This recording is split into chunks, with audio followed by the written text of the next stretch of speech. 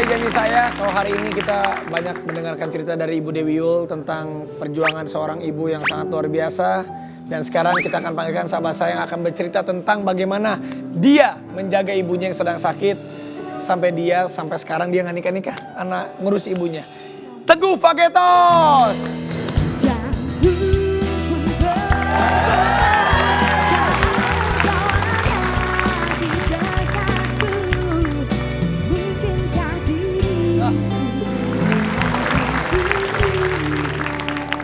Ini Teguh nih, teman lama saya nih, udah lama kita nggak ketemu ya gue ya? Iya benar, lama banget. Lama banget, jadi Lagunya keren-keren, Bos. waktu aku... Emang pernah nyanyi bareng, ngeband Enggak, bareng? kan nge-host acara musik kan, wah Fagetos tuh seminggu bisa 2-3 kali datang ke acara musik yang aku bawain. Dan lagu-lagunya hit semua. Teguh, tadi Ibu Dewi Yul udah menceritakan gimana Ibu Dewi Yul bisa apapun menjalankan hidupnya dengan keikhlasan, apa yang Allah titipkan untuk Ibu Dewi Yul semua dijaga.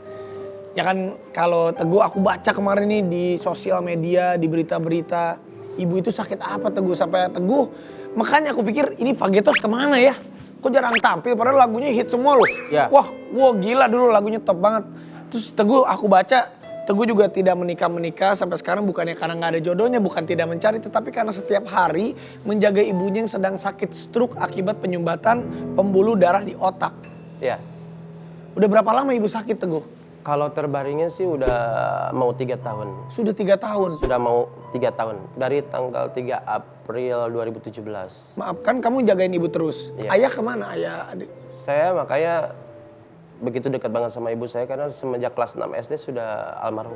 Sudah meninggal ayah. 6 SD. Jadi lo tiap hari kamu sama ibu terus? Iya. Jadi sebelum terbaring sakit gini memang sekitar 2 atau 3 tahun ibu sudah namanya udah mulai sepuh.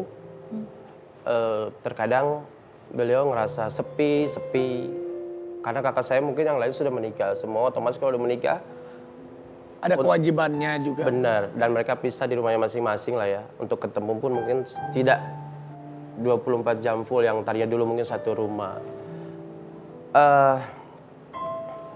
Saya udah ngelewatin beberapa fase yang ibu saya setelah ngomong sepi-sepi itu mulai udah demensia.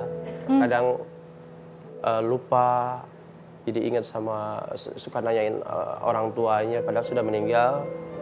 Saya selalu ingetin lagi, makan udah meninggal gitu. Enggak, kata si marah-marah lu tuh. Memori jangka panjangnya masih ingat tapi yang pendek udah. Iya benar, Pak, ya. benar Bu kayak gitu. Jadi waktu itu ketika saya ingetin secara pelan-pelan gitu, marah beliau tuh, marah-marah. Tapi saya memaklumi itu tanpa kesadaran beliau kan marah-marah itu.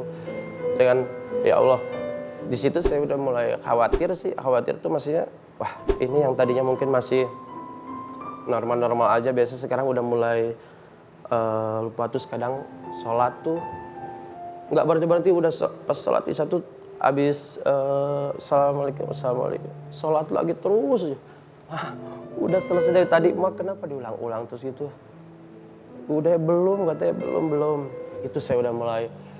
Itu sih beberapa tahun sebelum terbaring ini luar biasa juga. Saya sebagai anak harus diuji kesabaran, saya harus selalu menjaganya. Kadang ibu saya waktu itu memakai baju aja kebalik, sudah tanpa sadar beliau. Iya, mungkin Teguh alasan, mohon maaf ya Teguh ya, alasan lo belum nikah mungkin yang lo takutin kasih sayang itu terbagi sama pasangan lo, mungkin gak sih? Jadi dulu itu tadi ketika mama saya bilang sepi ya, nggak kayak dulu sepi. Terus tiba-tiba nggak lama beliau tuh sambil ngelamun tuh, oh mungkin ntar kalau enggu udah nikah juga, mungkin emak bakal sendiri ya, bakal ditinggal, enggu bakal sama istri enggu katanya. Itu sih sebenarnya yang bikin saya gimana ya. Waktu itu saya langsung peluk gitu, mah sekalipun nanti kalau mau nikah nggak akan mah. Bagaimana mungkin sih Ibu bisa ninggalin mah, nggak mungkin karena dari dulu kan udah deket ya gitu mah. Usia berapa ibu? Kurang lebih 78 ya. Sudah 7. Wow. Kak Teguh tuh nggak nikah memang diniatin, apa sebenarnya ada yang dekat tapi Kak Teguh nggak berani ngambil keputusan? Jujur aja setelah ibu waktu itu ngomong sepi kayak gitu, keinginan siapa sih yang gak mau menikah, ya Bu. Apalagi saya sekarang udah mau 38 bentar lagi.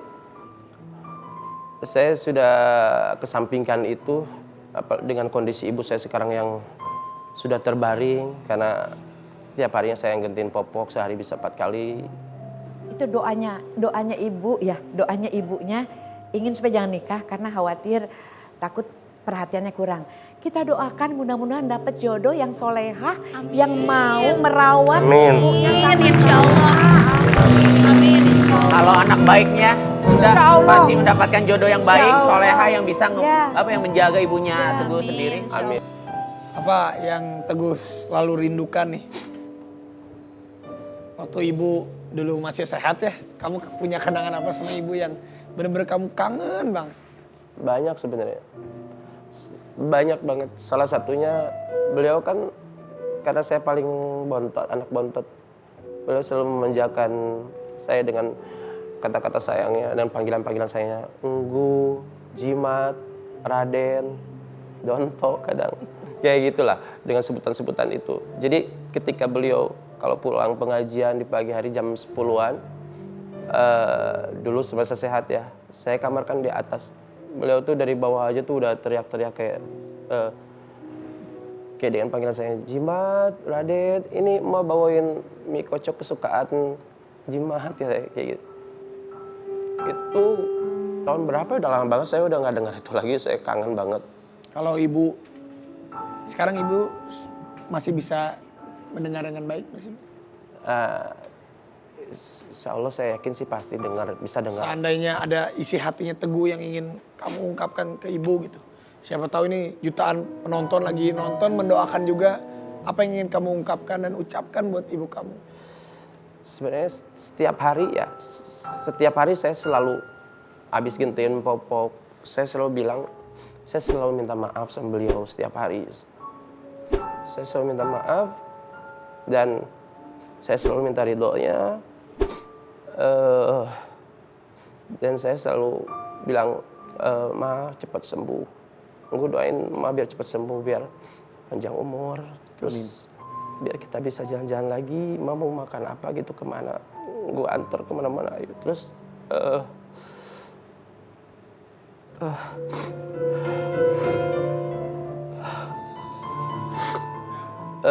saya selalu bilang, Ma, gue sayang banget sama Ma. Ma sayang gak sama gue? Saya selalu tunggu terus sampai beliau bisa jawab. Ketika beliau jawab sayang, itu saya udah tenang banget. Sayang katanya. Terus di saat saya selalu bilang saya minta maaf tiap hari itu selalu minta maaf. Beliau pernah bilang pelan walaupun dengan ada yang pelan karena sakit. Karena makannya masih susu lewat selang, Bu. Katanya, gue gak punya dosa sama Ma. Dosa apa? Gue punya dosa. Luar biasa seorang ibu bisa begitu. Saya ngerasa banyak dosa karena mungkin selama ini belum bisa jadi anak yang baik. Tapi apa?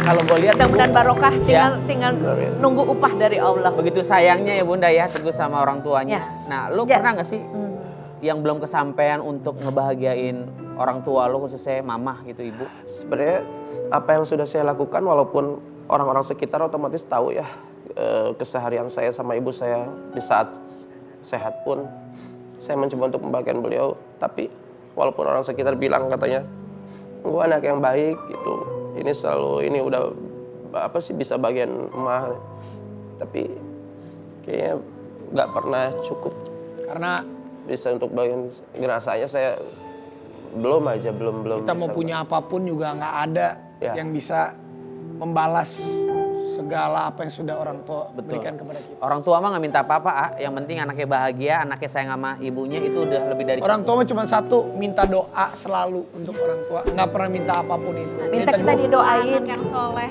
Kita cuma minta didoain biar kita dilapangkan nanti kalau kita pulang kan harapan orang tua cuma minta doa. Karena Mudah-mudahan orang tua hidupnya kan memberi aja kan, Kak. di obrolan kita hari ini dari sosok seorang Ibu Dewi Yul, dari Teguh, menunjukkan bahwa memang orang tua ke anak, anak orang tua itu tidak akan pernah ada yang bisa mengalahkan cinta dari orang tua ke anak. Kasih ibu Sepanjang masa. Dan kemana-mana, tetap di Oke Bos. Siap.